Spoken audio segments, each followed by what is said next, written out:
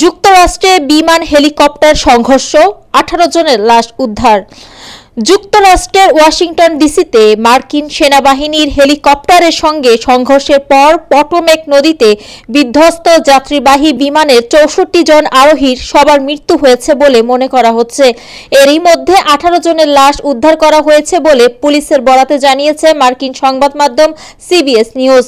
বুধবার 29 জানুয়ারি রাত 10টার বাংলাদেশ সময় বৃহস্পতিবার সকাল 9টার দিকে একটি হেলিকপ্টারের সঙ্গে একটি যাত্রীবাহী বিমানের সংঘর্ষ হয়।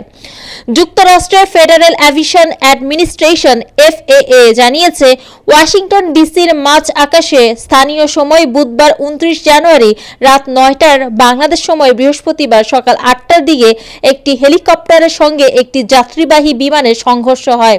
PSA এয়ারলাইন্স নামের মার্কিন বিমান সংস্থার ফ্লাইটটিতে 4 ক্রু সহ মোট 64 জন আরোহী ছিলেন। অন্যদিকে যুক্তরাষ্ট্রের সেনাবাহিনীর সিকোরক্সি UH-60 মডেলের ব্ল্যাক হক হেলিকপ্টারটিতে 3 জন মার্কিন সেনা সদস্য ছিলেন। বিমানটি অবতরণের জন্য রিগান ওয়াশিংটন ন্যাশনাল এয়ারপোর্টের দিকে যাচ্ছিল। এ সময় হেলিকপ্টারটির সঙ্গে সংঘর্ষ হয় এবং পাশেই পটোমেক নদীতে গিয়ে পড়ে। দুর্ঘটনার পরেই উদ্ধার অভিযান শুরু হয়। কোস্ট গার্ড সহ এই অভিযানে যোগ দিয়েছে অন্যান্য জরুরি পরিষেবা সংস্থা। পটোমেক নদীর পানিতে জীবিতদের অনুসন্ধানে ডুবুরি ও নৌকা নামানো হয়েছে। তবে হাড়হিম করা ঠান্ডার কারণে অনুসন্ধান বাধাগ্রস্ত হচ্ছে বলে জানিয়েছেন উদ্ধারকারীরা।